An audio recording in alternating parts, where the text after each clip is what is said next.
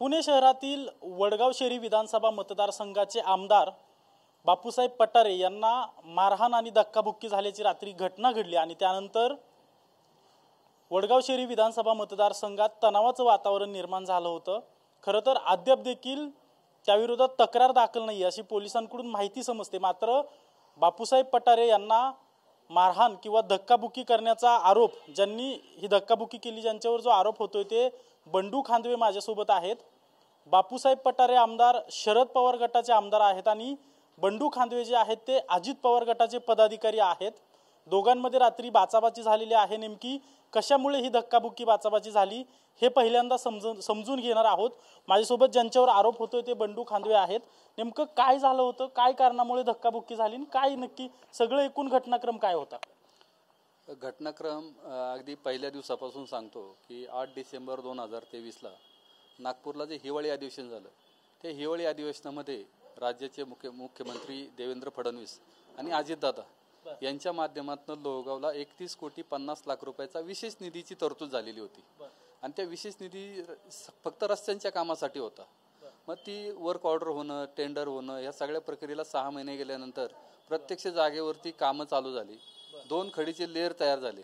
2 खडीचे layer होऊन पुणे महानगरपालिकेने ती कामं थांबवण्यात आली महापालिकेच्या माध्यमातून की बाबा त्या ठिकाणी ड्रेनेज लाईन आणि पाण्याच्या लाईन अगोदर होणं गरजेचं आहे आणि स्वाभाविकच ते झालं पण पाहिजे का आता अंडरग्राऊंड काम अगोदर होणं गरजेचं आहे। मग पुढच्या 6 महिन्याच्या काळामध्ये त्यातल्या काही रस्त्यांमध्ये ड्रेनेज लाईन झाली, पाण्याच्या लाईन झाल्या आणि 6-7 महिने झालं त्या रस्त्यांवरती परत आता गेल्या पावसाळ्यामध्ये पण नागरिकांना खूप त्रास झाला। तर आता रस्त्याचे अंडरग्राऊंड कामं झाल्यानंतर रस्त्याच्या डांबरीकरणाची कामं हाती घ्या अशी मी वारंवार प्रशासनाला विनंती करत होतो। प्रशासनाला म्हणजे नेमकी कोणाशी तुम्ही संपर्क करत होते? PWDचे अधिकारी असतील, आम्ही त्यांना वेळोवेळी रिक्वेस्ट करत होती की आता ज्या ज्या रस्त्याला ड्रेनेज लाईनची कामं झालेली आहेत, पाण्याच्या लाईनची कामं झालेली आहेत, तिथं रस्त्याचं काम चालू करा अशी विनंती करत होतो। पण प्रशासनाने काय त्याला म्हणावासा प्रतिसाद दिला नाही। मग मी त्यांना म्हटलं की आम्ही जनआक्रोश आंदोलन घेऊ। म्हणजे तुम्ही रस्ते करा असं प्रशासनाला सांगताय, मात्र रस्ते होत नाहीयेत म्हणून तुम्ही त्याच्या विरोधात आंदोलन करत होतो। जनआक्रोश आंदोलन हे प्रशासनाच्या विरोधात करत होतो आणि प्रशासनाच्या विरोधात आंदोलन करायचं असं मी आज रविवारी ठरवलं होतं, म्हणून त्या संबंधाच्या पोस्ट मी व्हायरल केल्या।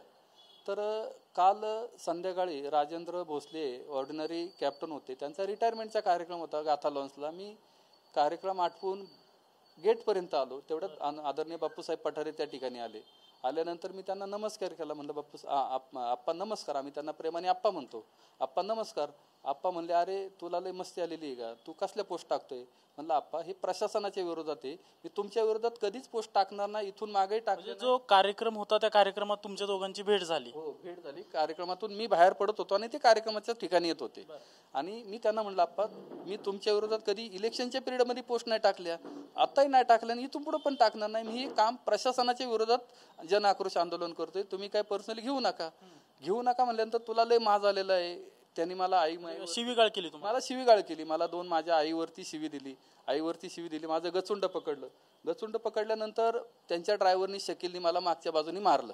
तर मारल्यानंतर साहजिकच साहेब, मारल्यानंतर मला पण माझा बचाव करणं गरजेचं होतं। समोर म्हणजे तुम्ही आता तुमच्यावर आरोप होतोय की तुम्ही बापू पठारेंना मारला, पण तुम्ही म्हणताय की बापू पठारेंनी शिवीगाळ केली आणि ड्रायव्हरनं दोघांनी तुम्हाला मारलं? ड्रायव्हरनी मला मारलं, बापू पठारेंनी मला मारलं, माझे गचुंड धरलं, माझा शर्ट फाटलाय। सर मी कालचा घातलेला शर्ट दाखवला तर तुमच्या लक्षात येईल माझा शर्ट फाटलाय का नाही फाटलाय ते।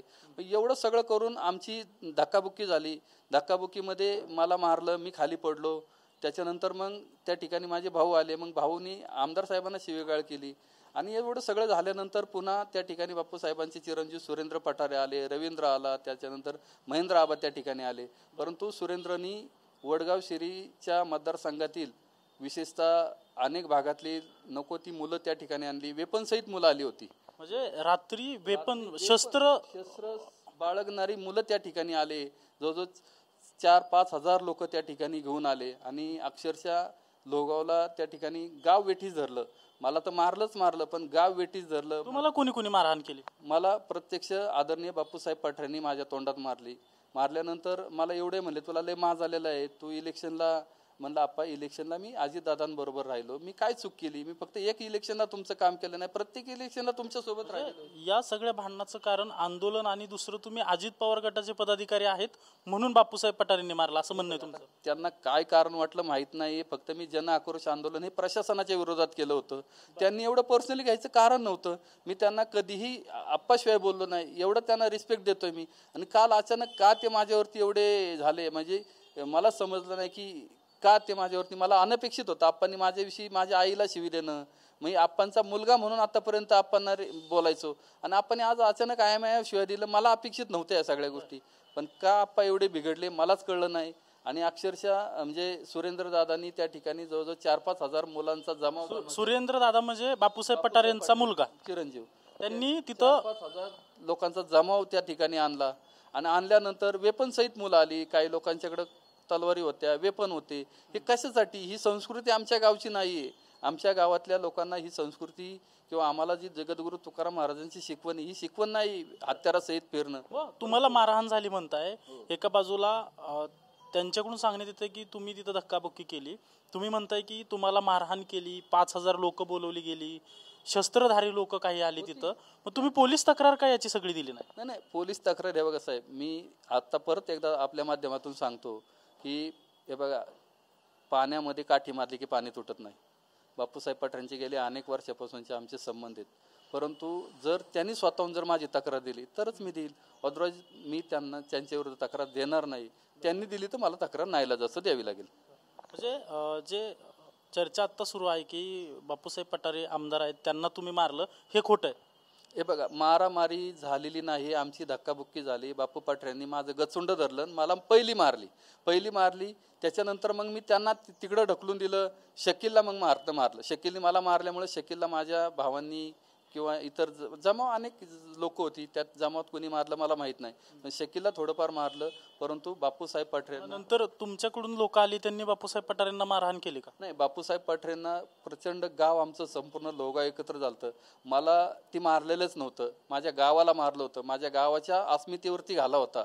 जगद्गुरू तुकाराम महाराजांचं जन्मगाव आहे आणि जन्मगावामध्ये जर असा कोणी येऊन आम्हाला जर मारामारी करत असन, दादागिरी करत असन, तर तुम्हाला सगळा त्यांचा इतिहास माहिती आहे दादागिरींचा, कशा पद्धतीने ते. आता हे सगळं झालंय, तुम्ही पोलीस तक्रार देणार नाही म्हणताय. तुम्ही सांगताय की ते तिथं आले, तुमच्या तोंडात मारली, त्यांच्या ड्रायव्हरनं तुम्हाला मारलं. तुम्ही म्हणताय आम्ही पोलीस तक्रार त्यांनी दिली तर आम्ही देऊ. तुम्हाला वाटत नाही तुमच्या जीवाला पुढे जाऊन धोका होईल याच्या? माझ्या जीवाला धोकाच आहे. रात्रीच धोका होता. जवळजवळ 4-4.5 हजार लोकांचा मॉब त्या ठिकाणी सुरेंद्र दादा घेऊन येत आहेत. हे कशासाठी? काय केलं होतं आम्ही? तुमचं बिघडवलं काय होतं?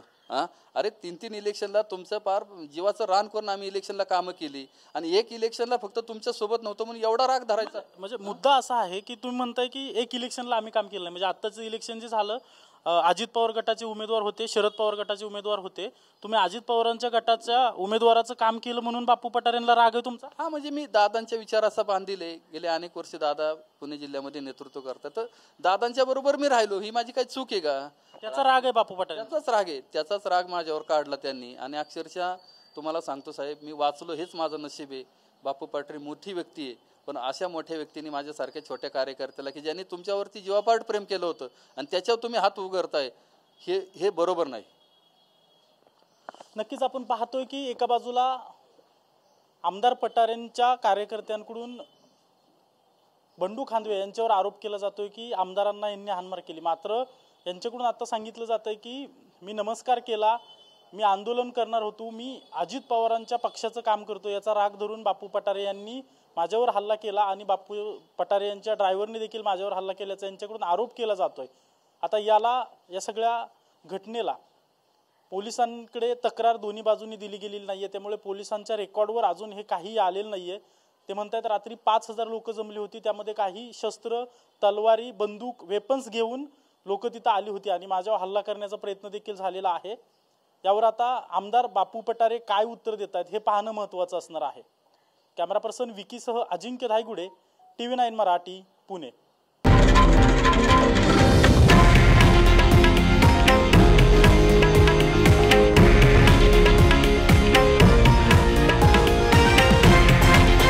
हे आहे देशातील नंबर 1 न्यूज नेटवर्क आणि आपण पाहत आहात TV9 मराठी, एकमेव.